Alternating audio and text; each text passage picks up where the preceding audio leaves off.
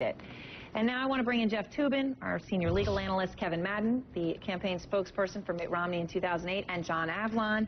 Okay, we got a lot to talk about, and I want to talk about what Governor Barbour just said about the election, but I want to start with Herman Cain. Jeff, it's interesting. First he denied, then he remembered more. As the day goes on, he remembers even more. How much more is there to this Herman Cain sexual harassment situation? Well, he better hope there's something more to it, because it's currently a disaster. I mean, what we have are two facts. One, that there was an accusation of sexual harassment by two women.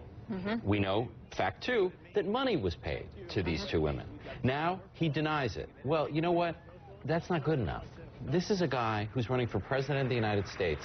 This is a very serious accusation.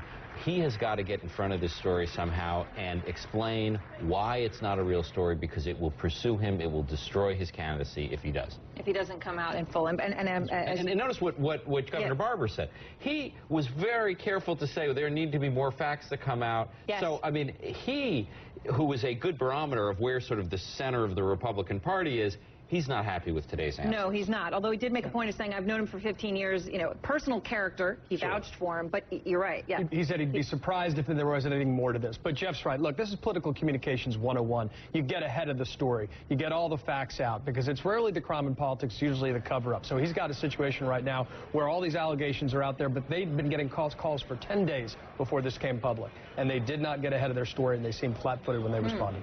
Kevin, what does Mitt Romney do to take advantage of this situation? I would imagine he doesn't have to touch this with a 50-foot pole, but how does he take advantage? Focus on Cain right now is about something that has nothing to do with being president. Well, look, I mean, the question you have to ask yourself if you're any opposing campaign is, what do the American people care most about? And the American people care most about the economy. That's the reason that Herman Cain had an ascent in the polls. Because he talked about his 999 plan in a very simple, very unvarnished way, and it directly addressed some of the concerns that many people have about the government and have about the economy.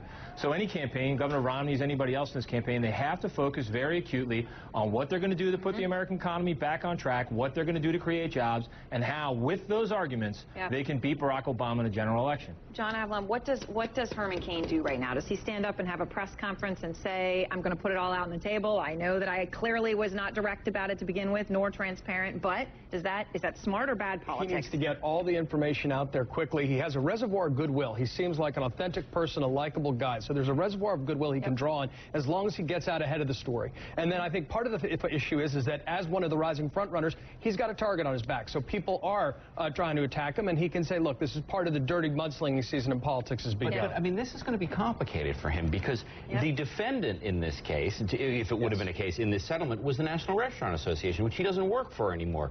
They have the paperwork on this case. Whether it was who knows whether he has what he has anymore? I mean, he's got to tell the story in a comprehensible way, but he himself may not have all the material to work with, but he's got to say more than he's saying now, because this is ridiculous. As I wrap it up, I will say Judy Woodruff was just saying that the settlement was 5 figures, which would mean what would max out at $99,999. And I'm just saying. That's not a lot of money. No, and it may be that this was just, no, I mean, if by lawsuit standards, that's not a lot of money.